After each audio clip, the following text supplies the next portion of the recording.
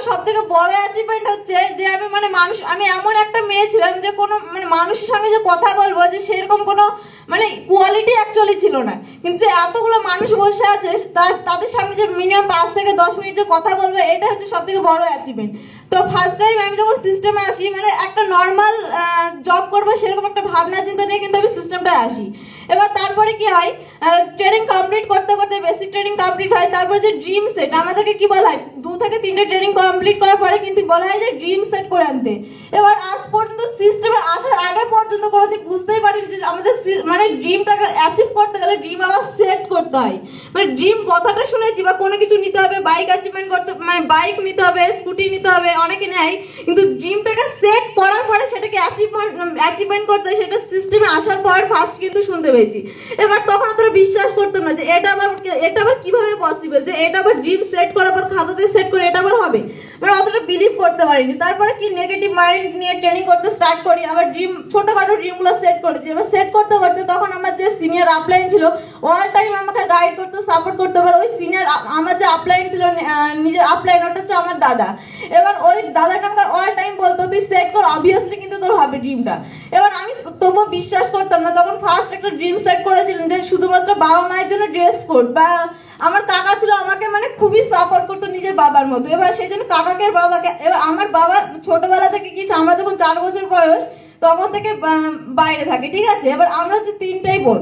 এবার তখন কি হয়, আমার বাবাকে দেখার মতো, এবার আমরা তো বিয়ে হয়ে চলে যাবো, তখন দেখার মতো কোনো আমার বাবা তো ছেলে নেই, তো আমার বাবাকে দেখবে কে। এবার তখন আমার ছোট একটা ড্রিম সেট করেছিলাম, ওই ড্রিমটা ফুলফিল করেছিলাম। তখন বিশ্বাস ছিল যে এই ছোট একটা ড্রিম যদি আমি ফুলফিল করতে পারি, 100% বড় কোনো ড্রিম আমি ফুলফিল করতে পারবো। এবার তারপর একটা জিনিস অ্যাচিভমেন্ট সেট করেছিলাম যে ল্যাপটপ। এবার ল্যাপটপটা ফুলফিল হয়নি। তারপরে আমি ওই ড্রিমটার পরে আমি নেক্সট কি করেছিলাম যে স্কুটি, যে আমার স্কুটি ছিল। প্রত্যেকটা মেয়ের একটা ড্রিম থাকে যে স্কুটি, এটা একটা ছোট ড্রিম কিন্তু থাকে প্রত্যেকটা মেয়ের। এবার সেরকম আমারও কিন্তু ছিল, কিন্তু আমরা এমন একটা মধ্যবিত্ত ফ্যামিলিতে বিলংস করি যে স্কুটি কিনে দেওয়ার মতো ক্ষমতা কিন্তু আমার বাবার ছিল না। এবার সেই জায়গায় কি হতো, আমি যখন স্কুটির যে স্বপ্নটা, এটা কিন্তু আমি নিজে থেকে দেখিনি, এটা দেখিয়েছিল আমার বাবা। যখন আমি পড়াশোনা করতাম তখন কি হতো, মাধ্যমিক এক্সাম এক্সাম দেওয়ার আগে আমাকে ছোট থেকে বাবা বলতো যে তুমি যদি মাধ্যমিকে যদি ফার্স্ট ডিভিশন পেতে পারো তাহলে কিন্তু তোমাকে স্কুটি কিনে দেবো। তখন পাই, তবুও বলে যে এটা তো হবে না, যদি উচ্চ মাধ্যমিকে স্টার মার্কস পেতে পারো তবেই তোমাকে স্কুটি কিনে দেবো। তখন কিছু নাম্বারের জন্য এইচএসসি কি হয়, স্টার মার্কসটা হয়নি। এবার তখন বলে যে থাক। এবার তারপরে যখন বাবার কাছে ডিমান্ড করি যে আমার স্কুটিটা দরকার, তখন বলে যে না অ্যাক্সিডেন্ট করবে। অ্যাকচুয়ালি কি, আমি মেন বিষয়টা বুঝতে পারিনি যে না, যে আমাদের ফ্যামিলিতে সেরকম কোনো পজিশনই নেই যে স্কুটিটা কিনে দেবে। তখন একটা জিনিস কমিটমেন্ট করি যে না, আমাকে নিজে অ্যাচিভমেন্ট করতে হবে। তখন বাবাকে বলি যে বাবা তুমি আমাকে 1 বছরের জন্য বাইরে ছেড়ে দাও, আমি 1 বছরের মধ্যে স্কুটি অ্যাচিভমেন্ট করে দেখাবো। তখন কি করি, বাড়ি থেকে বাইরে চলে আসি রুমে থাকার জন্য। এবার আমি এমন একটা মেয়ে, বাড়ির বাইরেও বেরোতাম না, হয়তো আমাদের বাড়িতে কেউ নেই, এবার বাড়ির পাশে কোনো একটা দোকান আছে, এবার সেই দোকানে কেউ বাড়িতে কোনো খাবার হয়তো নেই, এবার সেখান থেকে আমাকে খেতে গেলে তো দোকানে যেতে হবে। এবার আমি যদি না খেতে পেয়ে মারা যাই, তবুও সেই দোকান থেকে কোনো কিছু কিনে নিয়ে এসে যে আমি খাবো, সেই রকমও অ্যাকচুয়ালি ছিল না, কোথাও আমি বেরোতামই না। এবার সেই জায়গায় কমিটমেন্ট করি আমাকে যদি এখান থেকে সাকসেস পেতে হয় বা কেরিয়ার করতে হয়, তাহলে আমাকে 100% এই বাড়িতে থেকে কিন্তু হবে না। কারণ আমি যখন বাড়িতে থেকে মার্কেটে যাবো, তখন আমরা যেহেতু মেয়ে, এবার মেয়েদের সব থেকে বেশি বাধা আসে, প্রত্যেকদিন সকালবেলায় যাওয়া সন্ধ্যাবেলায় আসে। এবার অনেক মানুষ অনেক কিছু বলতো, এবার সেই জায়গা থেকে অনেক প্রবলেম সৃষ্টি হতো বাড়িতে। এবার মাঝে মাঝে কিছু কিছু দিন কি করতো, আমার বাবা বা মা বাড়িতে ঢুকতে দিত না, গেট মেরে দিত, বলতো বাড়িতে আসা হবে না। যখন 6টা বেজে যেত, আমি তখন কিভাবে কাজ করতাম, সকালে বলতাম টিউশন পড়তে যাচ্ছি, কম্পিউটার ক্লাস করতে যাচ্ছি, বা এরকম ভাবে কাজ করতাম। অ্যাকচুয়ালি ওই নাম করে কিন্তু আমি লিস্ট করতে যেতাম, ভিজিটিং করতাম, এই কাজগুলো কিন্তু করতাম। এবার তখন অনেক রকম প্রবলেম সৃষ্টি হতে বলে রুমে চলে যায়। এবার রুমে আসার 1 বছর পরে আমি কিন্তু স্কুটিটা অ্যাচিভমেন্ট করি। এবার এই যে আমি স্কুটিটা অ্যাচিভমেন্ট করি, এটা কিন্তু আমার কোনো ক্রেডিট না, এটা হচ্ছে আমার যে নিয়ারেস্ট আপলাইন আছে সিনিয়র, প্লাস আমাদের যে সিনিয়র স্যারগুলো আছে, বিশ্বজিৎ স্যার, শারওয়ান শেখ, তারপরে সুমন্ত স্যার আছে, নিত্যানন্দ স্যার আছে, টোটাল আমি চাইবো এদের জন্য একটা বিগ লাভস। বাট এরা যদি আমার পাশে যদি না থাকতো, আমি কখনো এই জায়গায় আসতে পারতাম না, বা এই অ্যাচিভমেন্টটা কিন্তু করতে পারতাম না। আর অ্যাকচুয়ালি সব থেকে একটা আমি ফিল করি যে আমরা তো মেয়ে, এবার অনেকে বলে মেয়েরা কিছু করতে পারবে না, 100 সবাই বলে যে তুই মেয়ে হয়ে কি করবি। অ্যাকচুয়ালি আমার মনে হয় মেয়েদের সব থেকে বেশি আগে প্রতিষ্ঠিত হওয়াটা সব থেকে বেশি জরুরি, কারণ মেয়েদের কোনো নিজস্ব পরিচয় থাকে না।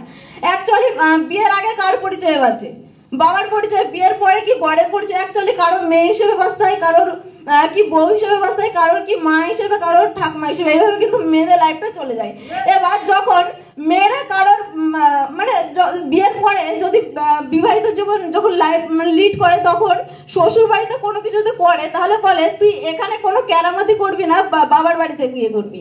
এবার বাবার বাড়িতে গিয়ে যদি কোনো কিছু করে তাহলে বলবে এখানে কোনো কিছু করবি না, তোকে বিয়ে দিয়ে দিচ্ছি, শ্বশুর বাড়ি গিয়ে করবি। তাহলে তখন কনফিউজ হয়ে যায় যে তাহলে আমি আমার বাড়িটা অ্যাকচুয়ালি কোনটা, তাহলে আমি কোথায় গিয়ে কি করব, মানে তখনই হচ্ছে মেন বিষয়টা। এবার মেয়েদের সবার আগে কি করতে হবে, নিজেকে একটা পরিচয় কিন্তু তৈরি করতে হবে। কারণ দেখবে কোনো একটা পাখি যদি খাঁচার মধ্যে যদি থাকে, এবার সেই পাখিটাকে হয়তো খাবার দেওয়া, মানে খাবার এভরিথিং খাবার দেওয়া হচ্ছে, এবার তারপরেও সেই পাখিটা খাঁচার মধ্যে আছে। আরেকটা পাখি আছে আকাশে উড়ে বেড়াচ্ছে, তাকে কোনো খাবার দেওয়া হচ্ছে না, তাহলে কোন পাখিটা বেশি ভালো থাকবে? অবভিয়াসলি যে স্বাধীন, সে কিন্তু বেশি মানে ভালো থাকবে। তাই অবভিয়াসলি কিন্তু স্বাধীন হওয়া সব থেকে মেয়েদেরকে বেশি প্রয়োজন। সবসময় ঘরের মধ্যে বসে সবকিছু কিন্তু হয় না। আর আমরা হচ্ছে 3 বোন। এবার অ্যাকচুয়ালি আমার বাবার কষ্টটা আমি ফিল করতে পেরেছিলাম, সেই জন্য আমার ইচ্ছা আছে আমার বাবাকে যতদিন না পর্যন্ত কাজ করা বন্ধ করাতে পারবো, আমি নিজের ফ্যামিলির দায়িত্ব নিতে পারবো, ততদিন পর্যন্ত মানে এইভাবে কিন্তু এফোর্টটা দিয়ে যাবো। তো অবভিয়াসলি প্রথম দিন একটু ভয়ও লাগছে, ঠিক আছে, আজ পর্যন্ত কোনোদিন মাইক্রোফোনে কথা বলিনি এতগুলো মানুষের সামনে। তো মানে অবভিয়াসলি আমার যে ড্রিমটা ফুলফিল করতে গেলে আমাদের সিনিয়র যে স্যারগুলো আছে, ঠিক আছে, ওরা যদি আমাকে সাপোর্ট না করতো 100% আমি কখনোই পারতাম না। কারণ আমি যখনই কোনো আমার নেগেটিভ মাইন্ড হতো, আপ ডাউন হবে। এবার তখন কিন্তু কি করতো আমাদের সিনিয়র স্যার, আমার আপলাইন মিস্টার শারওয়ান, সে কি করতো আমাকে অল টাইম সাপোর্ট করে এভরিথিং কাজে, যে এটা মানে কোনটা ভুল কোনটা ঠিক এগুলো কিন্তু আমাকে ধরিয়ে দিত। তারপরে কিন্তু আমি ড্রিমটা অ্যাচিভমেন্ট করতে পেরেছি। তো আমার নেক্সট টার্গেট আছে এই বছরে, আমি যদি বেঁচে থাকি আর ভগবান যদি আমার সহায় থাকে আর আমার সিনিয়র আপলাইনরা যদি আমার সঙ্গে থাকে, আমি গোল্ড অ্যাচিভার কমপ্লিট করবো। আর আমার এটাও কমিটমেন্ট আছে আগামী মানে নেক্সট যে 25 সালে আমি যে ডিসেম্বরে আমি যদি থাকি, আমি 100% গাড়ি অ্যাচিভমেন্ট করবো।